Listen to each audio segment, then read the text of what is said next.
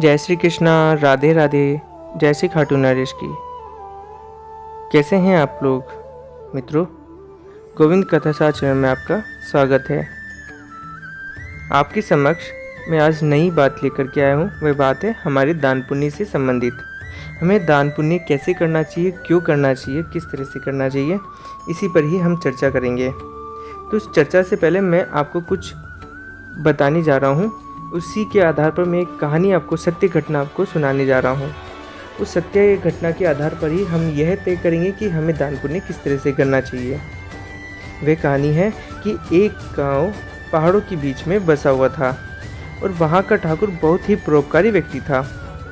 उसके पूर्वजों की सज़ा उसको मिली थी कि उसकी पत्नी इस दुनिया में नहीं रही। उसका एक बेटा भी था जो इस जगत को नहीं देख सकता था, यानी कि उसकी आंखें नहीं थी। पर ठाकुर को उस परमात्मा पर काफ़ी विश्वास था मित्रों कि प्रभु की कृपा एक दिन उसके बेटे पर पड़ेगी और उसका बेटा सही हो जाएगा। वह इस सोच में काफ़ी दान पुण्य करता था कि कभी न कभी प्रभु की कृपा बनेगी। ऐसे ही करते कुछ साल बीत गए। अब ठाकुर को चिंता होने लगी कि मरने के बाद मेरे बेटे का क्या होगा।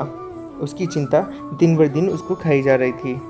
तभी स्वर्गलोक में नारद जी नारायण नारायण बोलते हुए ब्रह्मा जी के पास जाते हैं और बोलते हैं कि प्रभु, ये क्या आपने देखा, ये व्यक्ति कितना दुखी है और आप कितने निर्दयी हैं।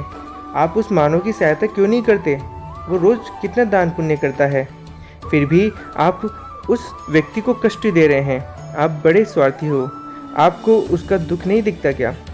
तब ब्रह्मा जी मुस्कुराए और बोले, इसमें मेरा क्या स्वार्थ है नारद मुनि।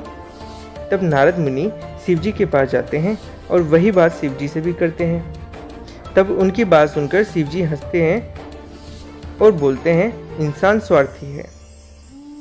ये बात सुनकर उन्हें और गुस्सा आ गया और वो वहाँ से विष्णु जी के पास में चले गए और अपनी बात बताई।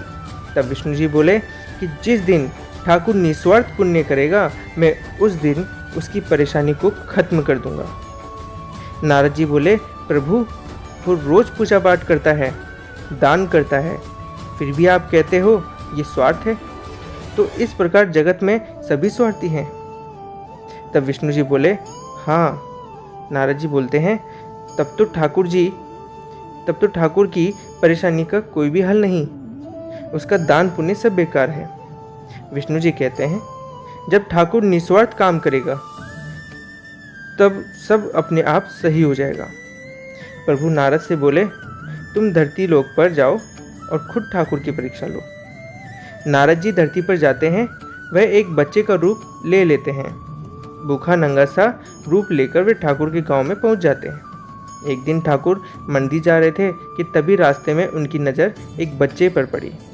उन्होंने उस बच्चे से पूछा, बेटा, कहाँ से आए हो और तुम्हारे माँ बाप कहाँ हैं? तब बच्चा बोलता है, बाबूजी, भूख लगी है, कुछ खाने को दे दो, काफ़ी दिनों से भूखा हूँ। न तो मेरे कोई माँ बाप है, न मेरा कोई भाई बहन है, कोई मुझे भीख भी नहीं दे रहा है और मैं भीख मांगकर भी नहीं खाना चाहता हूँ। अगर आपको लगता है कि आप मुझे खाना दे देंगे तो इसके बदले में आपका कुछ काम कर दूंगा। ठाकुर को इस बच्चे की हालत पर तरस आता है और वो उसे पूजा के लिए जो प्रसाद बनाया था उसे दे देता है। बिना पूजा किए घर लौट जाते हैं। उस बालक को भी घर ले जाता है ठाकुर और उसे अपने साथ हवेली में रहने को देता है। अब ठाकुर उस बालक को अपने बेटे जैसा पालने लगा। इस तरह कई वर्ष बीत गए। एक दिन रात में ठाकुर के सामने नारद जी प्रकट हुए।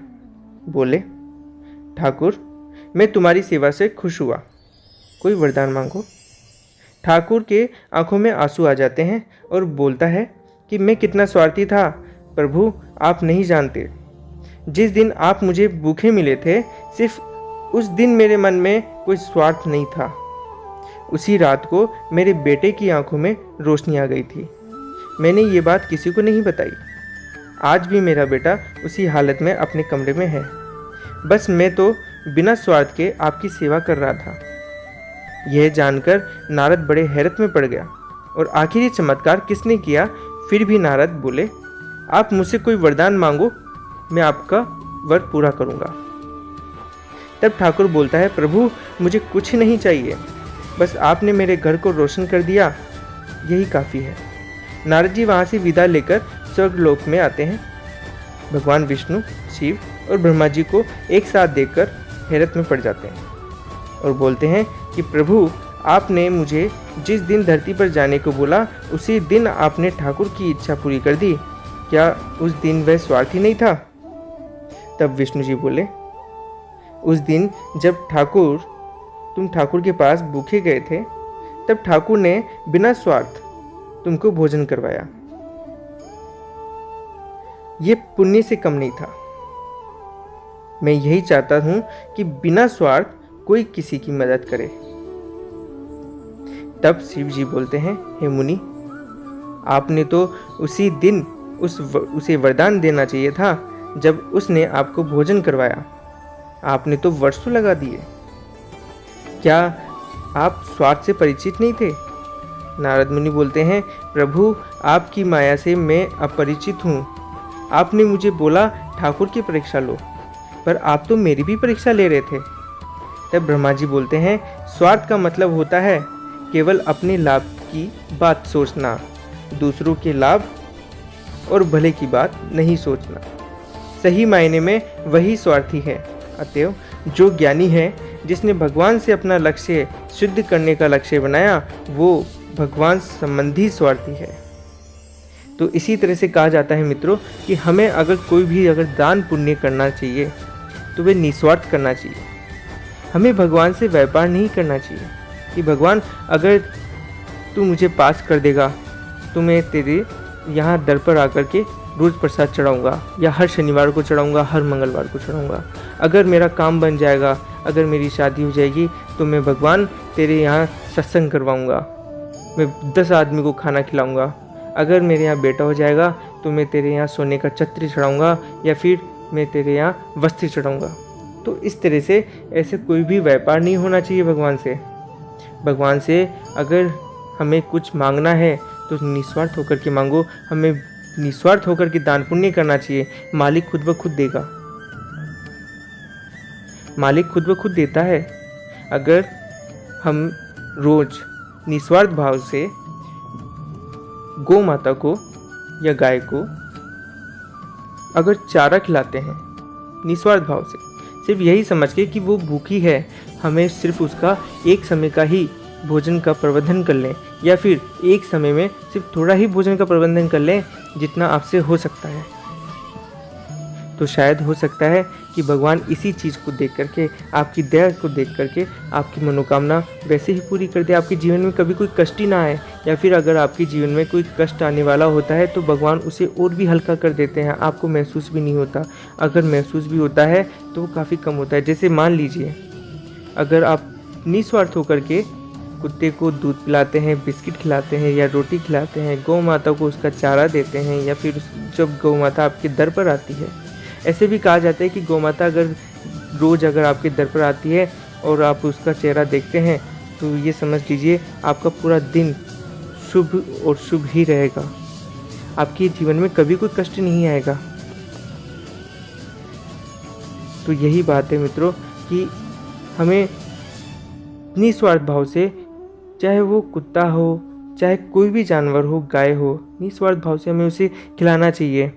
आप उसे खिला रहे हैं, अगर उसे खिलाते हुए समझ लीजिए आप किसी रोज़ रास्ते में जा रहे हैं, जैसे मान लीजिए मैं किसी की भी बात नहीं करता हूँ, मैं अपनी बात लेकर के चलता हूँ। अगर मैं कुत्ते को दूध डालता हूँ, खाना खिलाता हूँ, या गौ माता के लिए मैं चारा अगर मैं खिलाता हूँ दैनिक दिनचर्या में, मैं किसी रोज़ रास्ते में जा रहा हूँ, रास्ते में जाते हुए अगर कोई दुर्घटना हो जाती है तो यही दान पुण्य सामने आता है। पता लगता है कि एक्सीडेंट या दुर्घटना तो थी बहुत बड़ी, लेकिन मुझे कुछ भी नहीं हुआ, मैं एकदम से सही हूँ, और इतना सही हूँ कि मुझे कुछ भी नहीं हुआ, मेरे खरोच तक नहीं आई। तो इसे ही हम कहते हैं कि दान पुण्य का फल मिलना। निस्वार्थ भाव से हमने जो दान पुण्य किया है उसका फल इसी तरह से मिलता है।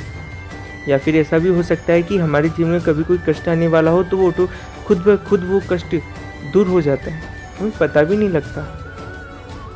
तो यही बातें होती है, हमें दान पुण्य निस्वार्थ भाव से करना चाहिए।